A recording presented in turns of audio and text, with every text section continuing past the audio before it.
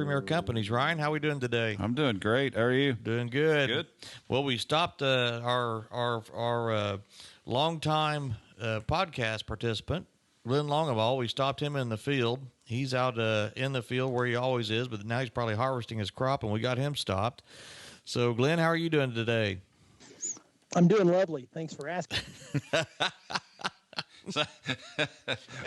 Nothing. It's not funny what you said, but it seemed forced. It seemed a little forced. It did seem forced. Hey, Glenn, I am stopped, right? So when when I am stopped, I have to try a little harder. We won't keep you long, but put a timestamp on this. We're mid-October in 2022, and we've had after we got past July 7th, we had a lot of rain, and we have been dry in this harvest. And one of the things we thought we'd talk about is kind of give us the pluses and minuses, Glenn, about what we're experiencing in this dry spell we've had during harvest. Sure. Yeah, sure. So, I mean, there are obviously some negative sides if you've had a combine burn up or you've had some loss because of these droughty conditions, then we are very empathetic to that. But there are some real positive things whenever you have these kind of dry conditions in the fall. I think short term, just the fact that you won't have to work quite so hard to clean your combine up, right? If you don't get rained on out in the field, your combine's a whole lot easier to clean up, especially if you keep it blown out all along. But probably more seriously is the ability to do tillage. Now, I know in southern Indiana, in Premier service area, we do a lot of no-till and not conventional, but reduced tillage. Mm-hmm. But man, if you are going to do tillage, what a wonderful opportunity to do it in the fall of the year. And it doesn't mean that you have to be, tillage doesn't have to be completely incompatible with conservation, right? We could make a tillage pass with a vertical tillage tool to scratch in our cover crops, for example, and size the residue, absolutely cause little or no harm, very little loss of structure, and yet give the cover crops a lot better opportunity to actually take and set up housekeeping once we do get a rainfall event. Well, that brings us. So that. Sorry. Go ahead, Glenn. No, go ahead. I was going to say that brings us to another challenge. Is this the wheat crop? We talk about cover crops, trying to get them to take, but what about our wheat crop we're trying to put in? Yeah, so that's another opportunity, right? Cereal grains. Whether we're talking about corn, we're talking about wheat, barley, rye, oats. They all love dry soil conditions. And that doesn't mean that they like to be thrown on top of the ground in dry soil conditions. But if you'll drill wheat in, even in these less than optimal conditions, it's amazing how the moisture will come up at night. And I've seen some pretty good stands of wheat that were drilled, right? Now, broadcast stands, probably not so. This is probably not so good for that. But drilled stands are coming up, and they just look excellent to me. And, the old saying is, you plant in the dust and the bins will bust. No shortage of that this year. Yeah. We you should have seen us in the podcast room. Me and Ryan just kind of grinned at each other because you always give us a new old saying every time you're on, Glenn. Well, I try to. Absolutely. I did just turn 61, so I'm almost officially a senior now. Almost officially. Right. You can buy 2 hamburgers now. Getting close. There you go. Getting close. Well, I might look like a senior, but I still feel like a 30-year-old, maybe. There you go. Maybe a 40-year-old. There you go. Well, hey, we're obviously getting a lot of opportunity to put fertilizer and lime on too. I mean, this has been a fall that, with lime being such a problem sometimes, trying to get it on and ahead of rain, and nobody wants to mess with lime in the spring, or at least preferably not want to mess with lime in the spring. But you mentioned in our pre-talk a little bit about the soil testing. Can you talk about that? I mean, it's a great time to be soil tested. It's dry, but there's some watch outs with that. Oh, absolutely. What a wonderful segue, Ryan. You're absolutely a professional at this. So we do this for a year, and we get better. We don't. Well, yeah, I don't think you have to tell people that I'm a professional at this. No, they get it. They get it. Well, I realize that there's no caricature of Glenn Longabaugh at Premier Ag, but there are caricatures of Sal and Ryan, right? So Glenn wants I his do own. recognize. He wants his own You now. want your own fathead, you can get one. Yeah. I have caricature envy now. So no. So Good back God. to back. No, I really don't. So back to your question. This is a wonderful opportunity to get a bunch of lime spread, and lime is one of those. It's one of those necessary evils, right? It's wonderful to keep the pH in balance. It is typically a long-term amendment, right? We don't make a lime amendment for each season. We make a lime amendment oftentimes for as much as 3 to 10 years, right? And yet, when I say it's kind of a sin, you're not putting on tens of pounds or hundreds of pounds. Oftentimes, you're putting on thousands of pounds or even tons per acre. And so, when you're putting on these big big volumes, oftentimes, we're creating some compaction and that sort of thing if conditions are less than optimal. Right now, the soil is very dry. It's a great time to put on lime, but the watch out or the caveat is that what are you making that lime recommendation based on, right? If you're making that based on soil samples that were taken earlier in the year, maybe the previous season, and you're just now getting to it, then yeah, those are probably excellent. That's probably an excellent guide, right? And typically, by the way, we don't make soil sampling, or not soil sampling, we don't make lime recommendations based on soil pH. We make it on a buffer pH. And so, in other words, when we lime, we're not just trying to sweeten the soil, we're trying to actually sweeten or reduce the acidity of the hydrogen that's actually bound to the soil colloid, right? And so when you guys see soil test results and there's a soil water pH and there's a soil buffer pH, whether they've used Socorro, whether they use SMP, basically that is a guide to how much reserve acidity there is in the soil, because that's what we're doing when we're liming. We're trying to reduce the acidity of the soil. And there's some hydrogen ions. That's what makes the soil acid is hydrogen. There are some hydrogen ions that are in the soil solution. That's basically the water pH. And then there are other hydrogen ions that are actually bound to the soil colloid because they are positively charged, right? It's basically just a proton.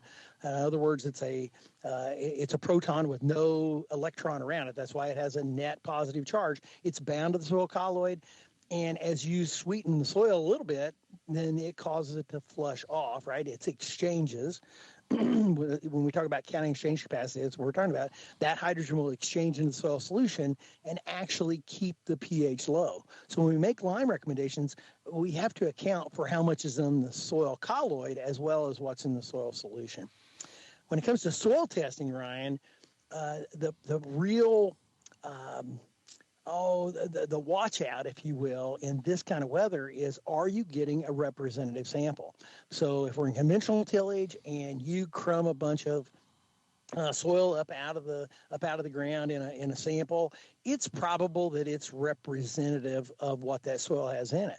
But if we're in reduced or no-till situations, right, where we have significant stratification of nutrients and acidity, in other words, the pH is not maybe the same at the surface as it is 2 inches down, as it is 4 or 6 inches down, then it becomes really, really paramount that we have representative samples, right? And so when it gets really dry like this and a soil probe goes in the ground, oftentimes the auger will displace, the soil is so dry and crumbly, it will displace that soil at the surface, and you don't get the same proportion of surface soil with subsurface soil, right? And so that's why oftentimes when it gets really, really dry, we'll halt soil sampling, is because we just can't get the machines are not made for this kind of soil conditions, right? Yeah. Now, it literally falls out of the probe, right? It just kind of crumbles and it can, yes. Yep. Yeah, depending on the style of probe. I mean, obviously, you could probably go out and hand probe with a take and go, right? It's like a bucket with a hole in the bottom of it that's made for an auger bed. I mean, you could probably go do that, but I'm sorry, it's called a collect and go. But those are that would be very time consuming, and that's in the 21st century. That's not how we take soil samples. Typically today, it's done with a machine on the side of a UTV or a four wheeler, and it's the scale is what requires us to use these types of tools. Now, the metrics can be messed up, right? In the case of Premier Ag, they go through SureTech up at Indianapolis. SureTech now uses when they take a soil pH, they don't just extract with water now. They actually use a salt pH, kind of like what Missouri has used all along. And that really compensates for dried soils, right? So when you have really dry soils, oftentimes the pH will come out higher than what it should be. And when they use this saline extractant, then it gives them much more consistent numbers to than what you would find whenever you sample in ideal conditions. There are some things that will not change, right? You think about phosphorus numbers. Typically, they don't change when we get into really dry conditions from really wet conditions. When I say they don't change appreciably. The one that oftentimes we get the most grief about, and I get questions about, is around potassium.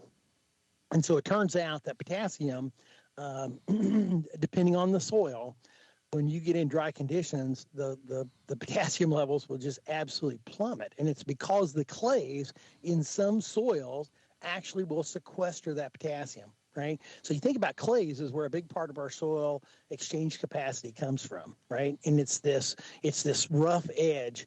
Think of a clay particle, Ryan, as being like a deck of cards. And the edge of that deck of cards, right, has a lot of surface area and a lot of little crevices and cracks.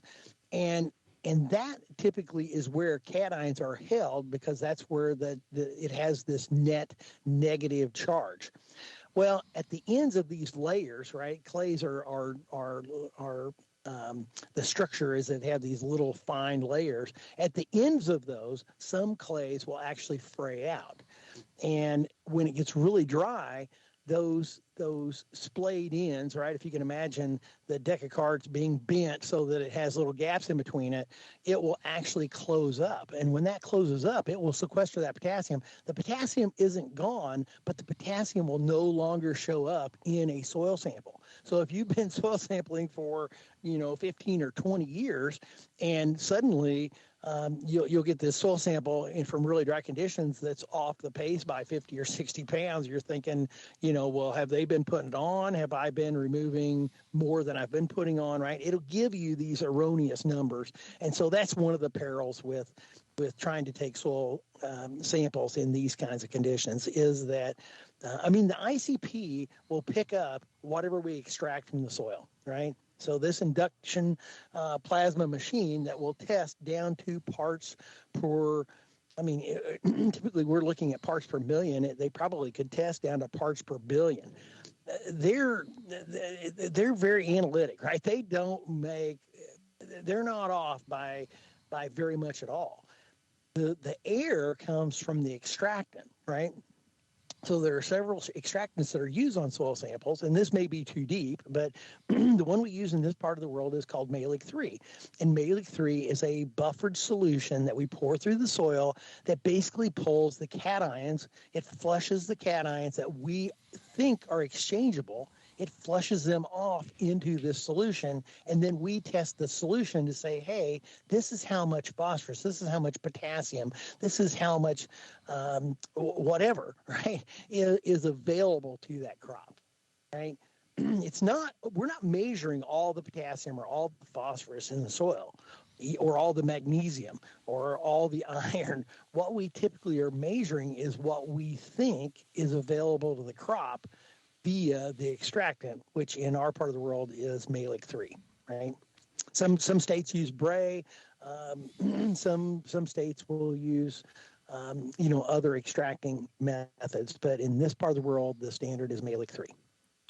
Does the Malic 3 give us a So I've heard you say three things here. I think is that one is that the testing method at SureTech it gives a better reading. It overcomes the obstacles that we have with getting the pHs right. So we're going to get a good sample. The challenge becomes getting a uniform sample of the core that is taken, and then does the Malik 3 overcome the challenges of getting an accurate potassium reading in the dry soil? Yeah. So you're right. There is three things. So first, for soil water pH, we use a salt solution. I shouldn't say we. SureTech uses a salt solution, so it gives you a better pH. Then they run what's called the buffer pH, and in this case, we use Socorra, and Socorra is calibrated to give us a similar number to SMP, which was the gold standard, and no one uses it anymore because it contained chromium and was pretty hard on people, right? It wasn't environmentally friendly, using a bunch of chromium and having to dispose of that. So now we use a extractant called Socorra, and it's calibrated to give us a number. And it's a buffered solution. In other words, it starts out over center. We first do a water extraction. In this case, it's a saline water extraction. Then they do Socorra. They test it to see how much reserve acidity or how much hydrogen is bound to the soil colloid, and then they use the Malik solution on a separate sample. Basically, it is another buffered solution. In other words, it resists change. It pulls the weakly attached cations off into this solution, and then that solution is then sent off to the ICP, which is a sophisticated instrument that basically uses plasma, right? It basically burns a sample at really high temperatures and then measures the spectrum of light that comes off.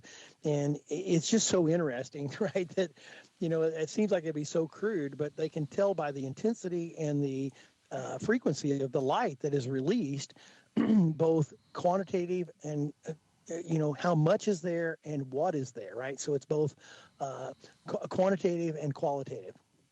Well, it sounds simple.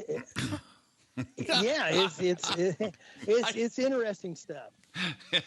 Yeah, interesting stuff. If your listeners ever get a chance to go to a soil testing lab, and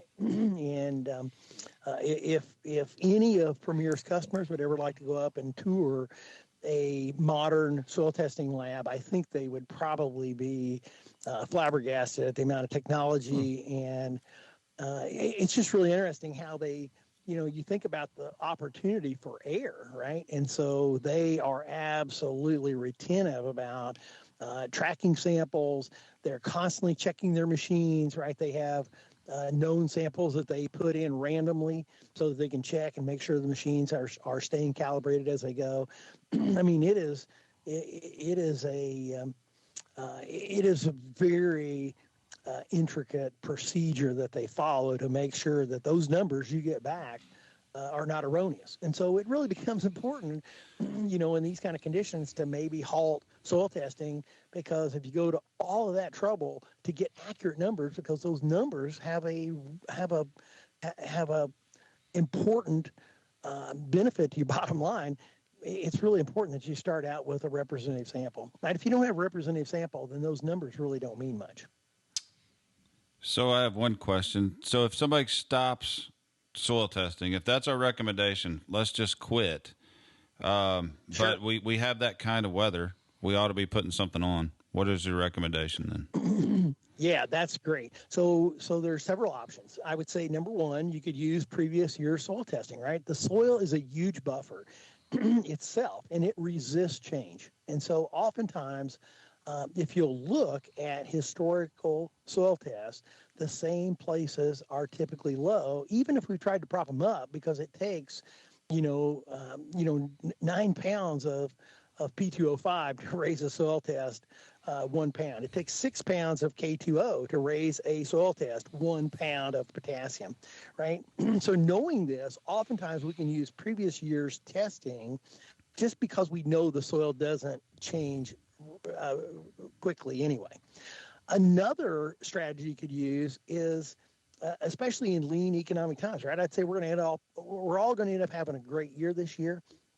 But if you think about it, one strategy is to use yield and the crop as a barometer of what to put on. So in other words, you could use the productivity of the soil and even use yield maps to variably apply based on how much crop you remove, right? If we're talking about corn removes a lot of phosphorus and removes, maybe a little more modest amount of potassium. If we look at soybeans, they also are a pretty intensive user of phosphorus, but they remove a lot more potassium. And then, of course, we all have yield monitors, and we have tools like Climate Corp that can record this data and give us a two-dimensional map that we could use to make quantitative adjustments across the field. In other words, it would still require your tracks person to build a zone map, but that would be another viable option in my mind. Okay, right? And then to use yield to decide what you're going to put on. Go ahead. Sal. And then the third option, I guess, is that we have some growers that say, "Go ahead, keep charging ahead," and sometimes we'll have a sample that may crumble out, but the grower says, "Let's stick to the plan and do the best you can." And I think you and Joe are getting ready to kind of send out a message here to the sales staff and their branch managers and kind of say, let us know if the grower wants us to keep going, tells us to go, or we'll keep going. And absolutely. Otherwise, we'll go off of existing samples and removal and do it that way. But we'll make do and keep the machines going. Absolutely. I think your phosphate test will be fine. I think your pH will be fine as long as you can get a representative sample into the probe.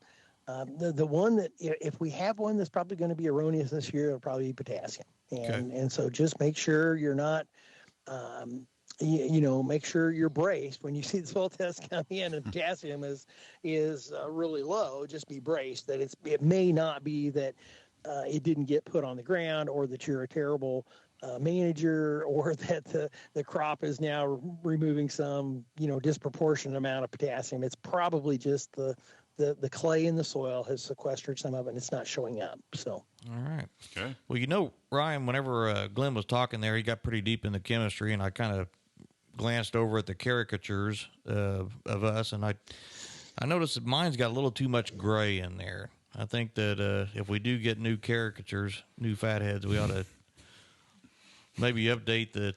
Yours got a kind of a red nose, like you've been drinking a little bit over there or something. I was going to offer that before we left. I thought my wife doesn't want two in the house. I don't mean two caricatures, just two of me, anything. So I could send you mine, Glenn. Yeah. I don't care to. I don't care to. Yeah. So Sal, just remember this: gray hair is better than no hair. Well, that's true. I've heard that. Easy. Yeah. I got a little issue with that too. So, Glenn, thanks for joining us today. And I know it was short notice. I appreciate it.